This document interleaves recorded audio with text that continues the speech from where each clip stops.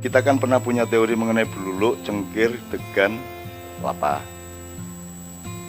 Itu evolusi, bukan hanya evolusi firman Allah dari Taurat, Zabur, Injil, Quran. Itu sebenarnya adalah tanda-tanda dari berkembangnya manusia. Apakah itu dalam konteks evolusi berpikir, evolusi mental, evolusi peradaban. Terus ada lagi, Allah menciptakan alam semesta dalam 6 hari. Ini bertentangan dengan ayat yang lain, innama amruhu idza arada syai'an ayyaqula lahu kun dadi. Sing bener sing iki. Kun dadi apa 6 dina?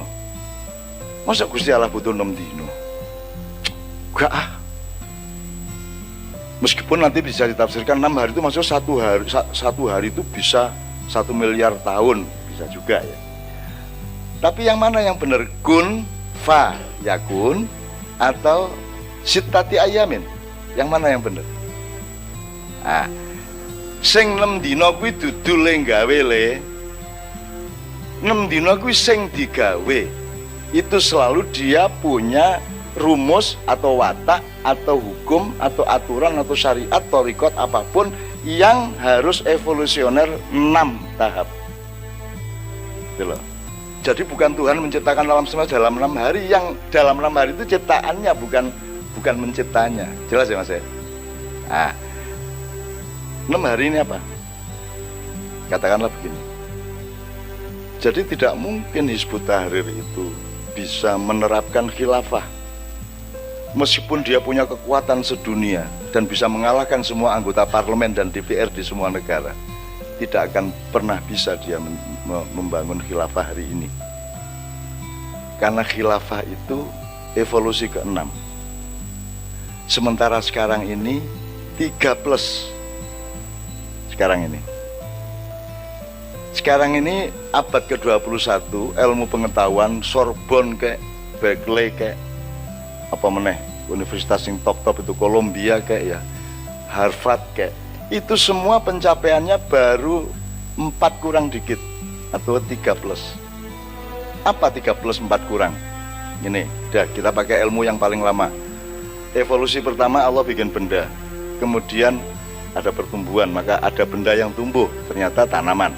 Dan itu benda yang tumbuh kemudian berdarah daging, ditambah lagi nafsu. Karena dia sudah tumbuh dan bisa bergerak karena darah daging, maka harus ada motor yang menggerakkan, yaitu nafsu. Itu binatang. Berarti benda satu, hari pertama, hari kedua tanaman, hari ketiga binatang. Nah, benda berketumbuhan, berdarah daging, bernafsu, berakal, ini manusia. Jadi setinggi-tinggi pencapaian peradaban umat manusia abad ke-21 adalah 4. Kenapa saya sebut lo masih banyak yang 3 ya? Oke, saya agak lebih perjelas soal ini. Gini, saya rumusnya dulu. Yang keempat berarti manusia. Manusia ini nanti ada fadilah, ada punjul pinunjulnya, yaitu dia oleh Allah dibikin menjadi atau bermakom aksani takwim. Aksani takwim ini baru bisa Anda pahami kalau Anda mulai bersentuhan dengan level kelima. Maka ilmu apapun, disertasi apapun tidak akan mengenal konsep aksani takwim. Maka mereka juga tidak peduli kepada kontraproduksi dari aksani takwim, yaitu asfala safilin. Tidak akan pernah menjadi terminologi manusia sekarang asfala safilin. Kemuliaan tidak penting, kehinaan tidak penting, yang penting pandai, kuat, kuasa. Itu kan 4 men toh Mas. Disebut 3 ya ndak lah, wong sudah manusia. Tapi kalau disebut manusia ya belum, wong dia masih hewan perilakunya dalam banyak hal.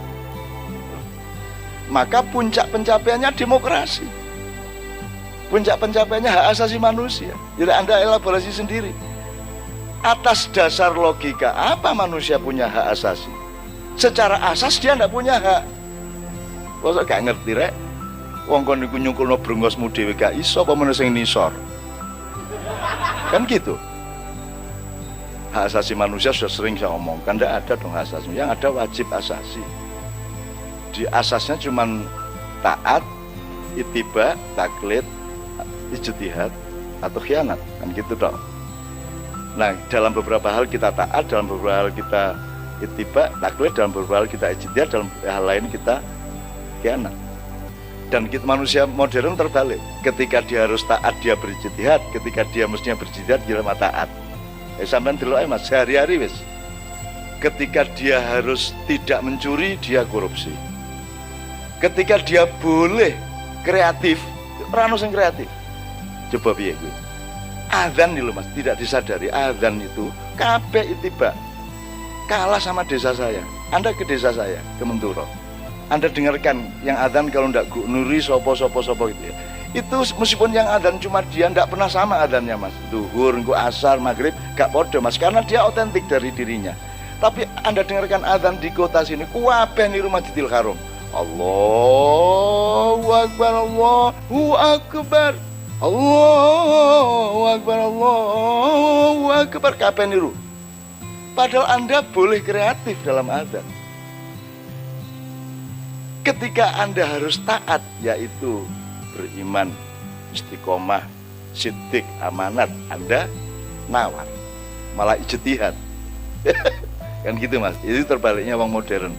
Jadi kalau saya bilang manusia, ahsani takwim ini kan bonus, supaya Anda nanti tahu bahwa konsep yang kelima adalah tidak ada hak asasi manusia.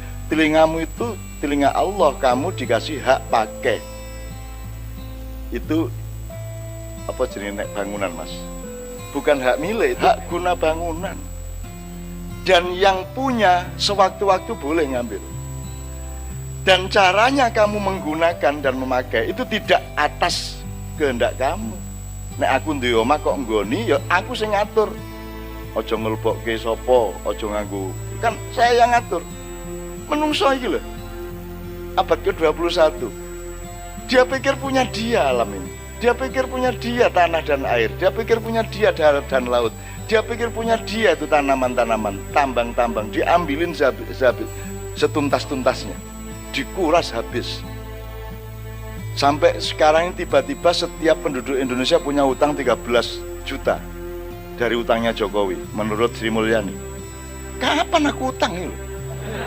Kok moro-moro aku anakku utang 13, adiknya ya 13, tak jumlah sak keluarga iki mes 100.000 iki. 100 juta. Kapan aku utang? Gak melok menikmati kini utang. Itu karena kan salah konsep, karena orang peradaban ini masih berada di tingkat 4 min atau 13. Setelah 4 baru ada kesadaran, oh kita ini ada asal usulnya, ada sangkan parannya, ada sebab akibatnya. Oh kita ini bikinan toh. Maka ada kesadaran atau konsep kita ini hamba Allah.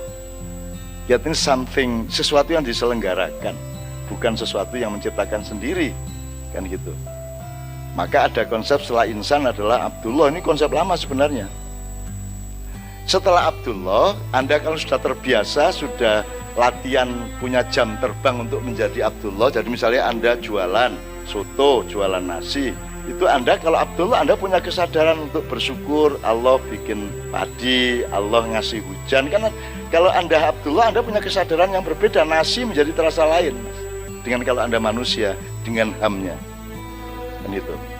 Dan tolong Anda cari puisi-puisi saya yang merupakan ketidaksetujuan saya terhadap HAM itu tahun akhir 70-an. Jadi biar aku wis mau HAM itu apa? HAM itu nek bahasa Inggris itu daging babi. Iya Mas ya? Lah iya, ya. Setelah Abdullah baru, oh kita ini bukan hanya budak, kita ini bukan hanya hamba, kita ini bukan hanya penyembah, kita ini dutanya Allah, kita ini dikasih wewenang untuk mengelola, kita ini khalifatullah. Nah jadi kalau tadi saya mengatakan, kalau Hizbut Tahrir ingin bikin khilafah, yang pertama harus dilakukan adalah pendidikan untuk mengubah manusia dari kesadaran insan menuju kesadaran Abdullah, menuju kesadaran khalifatullah. Kan begitu betul. Baru siap. Loh kalau kamu tanam khilafah sekarang, tidak mau tanahnya, tidak kompatibel kimianya, hawanya juga tidak mendukung. Jadi kamu akan jadi korban atau kamu yang membuat banyak pengorbanan orang lain. Karena kudu dipaprasi NKRI, Pancasila kudu dipaprasi, kudu ditebangi kabeh. Gundul hutannya baru menanam khilafah.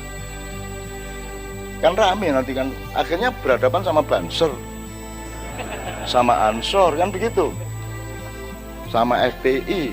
Meskipun mereka juga tidak ngerti itu, yang lawan ini tidak ngerti, pokoknya jangan ditebang ini pohon saya, kan gitu dong. Gitu ya Mas ya. Oke. Dari sini saya coba relevansikan ke Atin. Jadi kalau abad 21 adalah kesadaran pra-manusia atau manusia dikit gitu ya, atau naik turun, kadang-kadang manusia, kadang-kadang yo arif banget, kadang-kadang koyok-koyok Abdullah, kadang-kadang sudah nyenggol-nyenggol sidik Khalifatullah gitu ya. Ya, karena umat Islam ini Mas, umat Islam ya, kalau kita ngomong khusus, kadang-kadang dia ada di level 6 ada dalam konteks tentu, kadang-kadang dia di level 5, kadang-kadang di level 4. Kadang-kadang sing paling mainstream umat Islam itu kan level pertama, level benda, tidak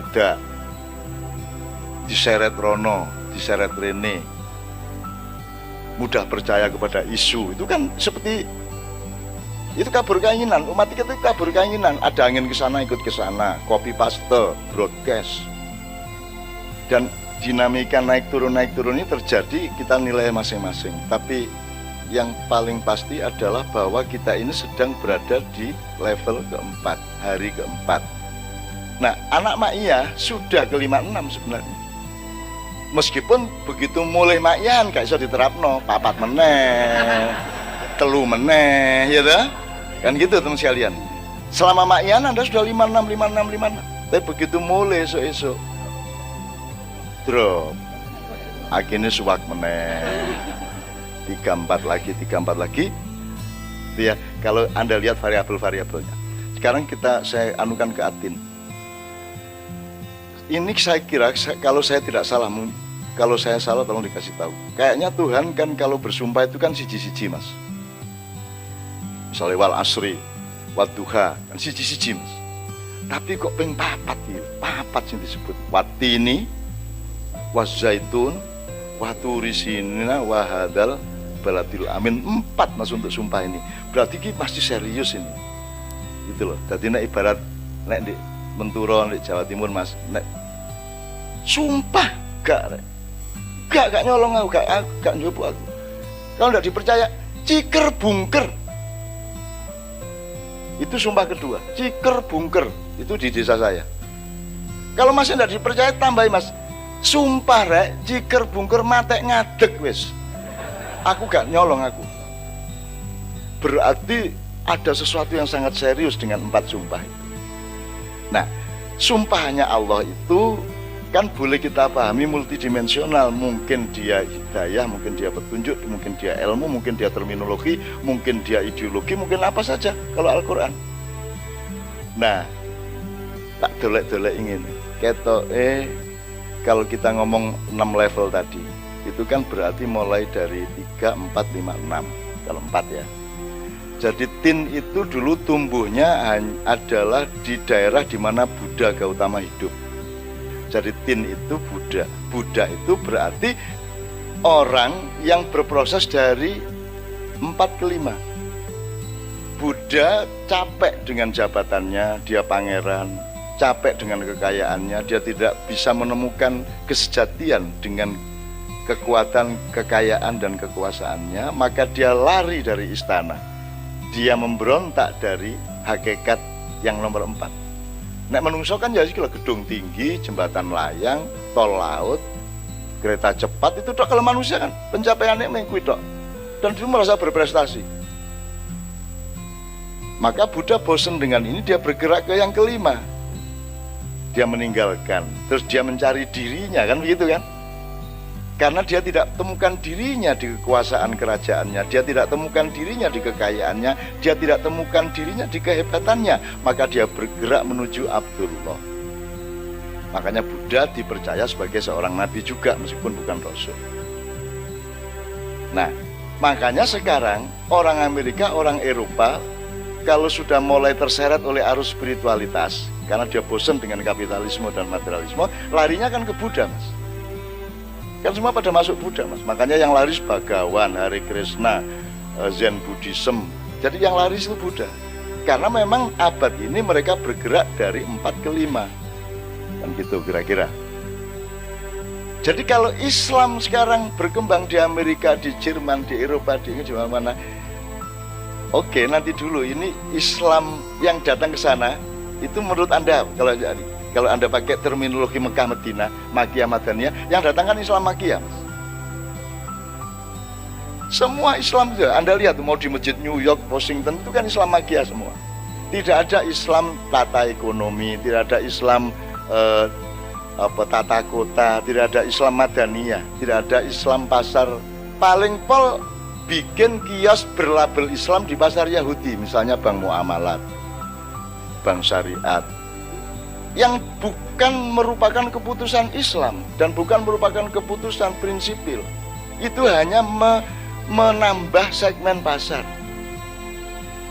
Kalau memang itu keinsafan nilai, Bank Mandiri yang konvensional itu makruh, ya, maka kita harus bikin satu sistem banking yang halal, yaitu syariat atau muamalat.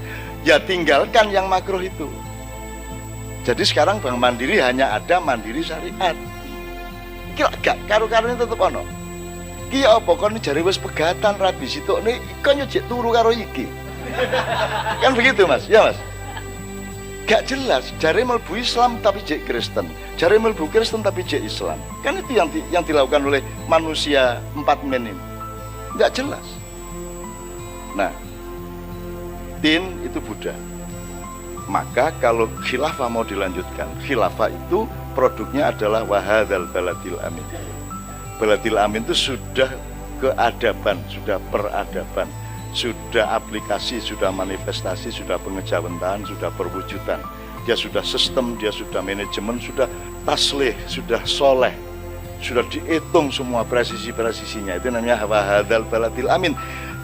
Kan yang sebelumnya cuma pohon, buah, kemudian gurun Sinai, waturi sinina, gunung dan gurun. Tapi yang keempat sudah peradaban, di mana pohon ada di situ, di mana buah ada di situ, di mana relief bukit-bukit ada di situ. Itu wahadzal baladil amin. Jadi hadzal baladil amin itu Muhammad. Nah, watini wazaitun. Ya kalau pohon zaitun ya di Yerusalem lah, Palestina lah. Jadi itu berarti Isa. Kalau evolusi konsepnya Isa. Turi sinina, tur ya tur Sina. Sinin, gunung Sinai, Musa berarti. Nah jadi ini ada terminologi dari Allah, dari Buddha ke Isa ke Musa ke Muhammad. Dan ada banyak terminologi, kita tinggal lewat yang mana, monggo. Wong Anda juga tidak saya ikat kok. Andaikan Anda tidak setuju, Anda juga tidak masalah kok. Tetap kita bercinta, tidak ada masalah kok. Makanya Anda jangan memitos-mitoskan saya dan jangan jadi pengikut saya, gitu loh.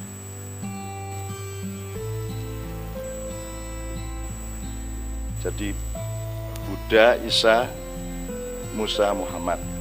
Baladil amin ini penting sekali. Sudah balad dia mas, sudah sebuah sistem negara, sistem pemerintahan, sistem sosial, sistem budaya dan seterusnya. Selama ini kita tidak mikir, ya Allah ternyata dahsyat. Pantas Allah sudah menyebut unsur-unsurnya, di puncaknya dia bilang balad. Nanti ada bilad, ada baldah. Itu ada konteksnya juga beda-beda. Kalau baldatun thayyibatun itu konteks agak lokal, regional. Tapi kalau bilad itu resmi. Tapi kalau balad itu relatif, dia cair. Dia cair, bisa kecil, bisa besar, bisa sistem nilai, bisa silmi, kecil-kecilan dan seterusnya. Nah, 4 itu tadi kan sebenarnya kita bisa cari garis ke beluluk, jengkir, degan, kelompok. Nah kalau kita sekarang mencoba meneliti cara berpikirnya, banyak orang yang sudah kelapa resminya, tapi pikirannya masih beluluk. Kan gitu mas ya. Misalnya kalau kelapa itu sudah mengenal anatomi mas. Kalau beluluk enggak. Beluluk itu kalau disigar ya sambung-sambung tok ae, njobone karo jerone. Kalau beluluk. Kalau kelapa itu sudah detail mas. sudah ada kejelasan kerambilnya, batoknya, sepetnya, air kelapanya dan seterusnya. Nah, banyak orang Islam yang belum punya detail pemikiran mengenai Islam karena dia masih tahap lulu. Cuman makanya kita sebenarnya harus punya disiplin puasa, jangan sembuah ojo kabeh iku kok tok-tokno. Mestinya harus ngerti aurat. Kata Islam itu jangan dipakai untuk label, kata khalifah jangan dipakai untuk label, jihad jangan dipakai untuk label. Susah iki nek wis kabeh dilabeli. Engko ana es degan Islami. Wis angel iki nek sembarang dilabeli ya. Engko ana es teler syar'i. Lah wis entek kabeh iki. Ana engko akhire ana tempe penyet ilahiyah. Ya lah kabeh didadekno ilmunya yang semalam di Malang, Mas, yang semalam di Batu Malang ya. Apakah Islammu kelihatan? Apakah saya tahu kamu Islam? Atas fakta yang mana aku tahu bahwa kamu Muslim? Wong Islammu tidak kelihatan. Yang kelihatan wajahmu, pejimu. Ketika kamu berperilaku baru terduga, oh kayaknya Islam. Tapi fakta Islammu kelihatan apa tidak? Kenapa orang tidak menikmati yang tidak kelihatan? Kenapa orang begitu gila kepada yang kelihatan? Kenapa urusannya ilmu katan semua? Itu berarti Anda masih beluluk. Ketika Anda kelapa, Anda itu punya lapisan-lapisan dari sabut, batok, kerambil, dagingnya itu, airnya. Belum lagi kalau pohon kelapa. Nah, mohon difahami, Ma'iyah ini proses untuk belajar kelapa, ya Mas ya. Belajar kelapa, lebih detail, lebih punya mapping, lebih punya pilah-pilah dan seterusnya. Bahwa legi karo gula kudu kok bisa. Ayu karo rai iku siji. Ayune duduk raine. Bisa bayangno Mas. Ya yes, ngene, iki ana arek ayu aku jupukno ayune titik, gak iso. Nek jupukno irunge titik jek mungkin diiris. Tapi nek jupukno ayune gak iso. Karena ayu itu tidak kelihatan, ganteng tidak kelihatan. Orang sekarang dipikir ganteng itu kelihatan, tidak kelihatan ganteng itu. Islam tidak kelihatan, puasa tidak kelihatan, poso kok ketok. Gimana cara tahu? Bagaimana cara Anda meyakini saya itu puasa? Kok ero nek aku poso? Jadi kalau Anda diundang buka puasa bersama itu jangan GR seolah-olah Anda sedang berbuka bersama orang yang berpuasa. Jangan GR dong. Bagaimana cara Anda tahu dia berpuasa apa tidak? Ya Mas ya. Nah, mari kita belajar untuk menerjemahkan iman kepada Allah menjadi iman di antara kita. Hablum minan nas ini, hablul imanu minan nas atau bainan nas, di mana saya tidak perlu kamu mengungkap-ungkap yang tidak kelihatan itu supaya saya percaya kepada Anda. Mari kita belajar untuk membaca yang tidak kelihatan, untuk merasakan yang tidak seperti tidak ada, gitu loh. Kalau ini kita latih, baru kita bisa bikin khilafah. Wong saiki sembarang ditok-tokno, sembarang diketok-ketokno. Apalagi lebih parah dari itu, makanya men lah, emat tuh men banget. Gitu loh. Wong sekarang itu iso loh ngarane awake dhewe iki merakyat, aku iki merakyat lho rek. Iso itu. Tinggal gambar gede ndek perapatan nih Mas. Dokter Anda siapa merakyat. Iso lho. Kok iso iki nek gak 4 men gak iso Mas. Iya Mas. Mas. Kalau dia agak Abdullah dikit aja, dia nggak akan tega dia. Nggak akan tega dia menghadirkan dirinya dengan cara yang memalukan seperti itu. Ya ini contoh-contoh. Oke, saya akan akhiri. Pokoknya baladil aminnya jelas Mas ya. Nah, saya kira rumusnya sebenarnya sudah sangat lengkap sekarang. Sudah lumayan lengkap. Termasuk sabil itu arahnya. Jadi kalau Anda ada orang Kristen, ada teman Musa asrama, kamu ingin perkenalkan Islam ke dia, jangan diperkenalkan syariatnya, sabilnya dulu. Karena ud'u ila sabili rabbik, gak ada ud'u ila syariati rabbik, gak ono. Ngawur ya durung-durung syariat. Apa mana syariat diketok-ketok, didik syar'i, jilbab syar'i. Ya apa jilbab syar'i? Angel saiki iki. Jilbab syar'i. Dan syar'i mendadak lagi.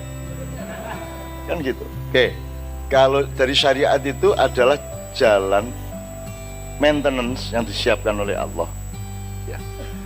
Tapi cara kamu menempuh jalan itu namanya thariqah. Bagaimana menentukan haluan, nyetir, ngegase kapan, ngerime kapan, ya. Simpangan piye, lampu merah itu kamu harus detail. Lampu kuning itu masih atau sudah? Belum paham? Sudah kuning, lereno. Gak, mumpung jek kuning, ayo cepet. Jelas, masa gitu aja nggak bisa memilah? Kalau 4 men susah memilah itu, Mas. Betul enggak? Kalau dia masih beluluk cengkir, dia susah memilah itu. Anda sudah terbiasa dengan kelapa. Anda tahu bedanya masih apa sudah.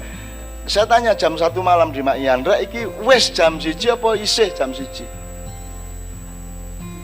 Itu kehidupan di situ letaknya, bukan objektivitas jam 1.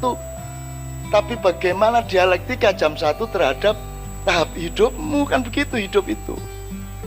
Makanya hemat sama pelit itu waduh peristiwane. Sira aku hemat ya ala padune pelit ya kok. Makanya riba, kalau Anda tidak mencoba memahami konsep riba dengan presisi kelapa seperti ini, akhirnya orang anti riba aslinya karena dia pelit. Gak gelem bersyukur, karepe nyele 1 juta balekno 1 juta. Lah ngono karepmu. Iya ta? Karepmu lak janjane ora gelem rugi ta? Ora gelem matur nuwun ta jane. Alasannya riba, enggak boleh sama Allah. Jadi motor ketika pinjem bensinnya separuh ya dikembalikan separuh. Job kalau saya kembalikan bensin penuh riba, ngono. Kok dasar anjane arek gak gelem matur nuwun. Yang tidak boleh adalah dia memaksa kita. Orang sekarang tidak mengerti bedanya memberi sama menerima, karena tidak punya konsep aksanita kuim, tidak punya konsep kemuliaan, tidak punya konsep aji kalau di bahasa Jawa.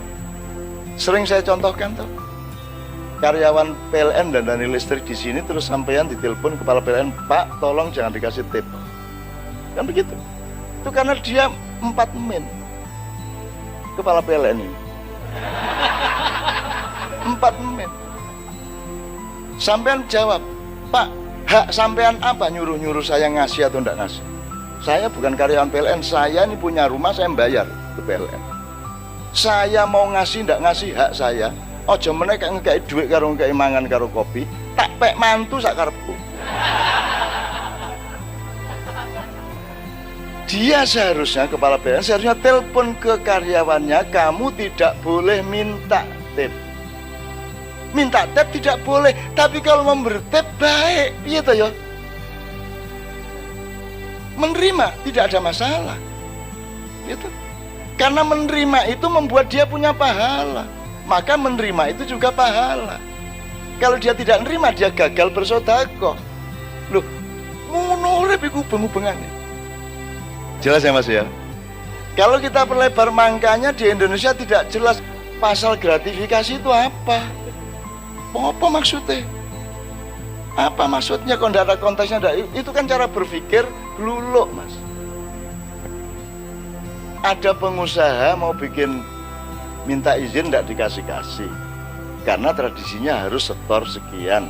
Terus nanti kalau setor disebut menyuap, kan begitu. Dia tidak ngerti bahwa urusannya bukan nyuap. Tidak ada manusia punya cita-cita menyuap, itu tidak ada. Dia menyuap itu karena diperas, dipaksa. Jadi kasusnya bukan suap, kasusnya adalah pemerasan. Tapi negara ini kita tidak paham Mas, bedanya pemerasan sama suap. Apa sebabnya?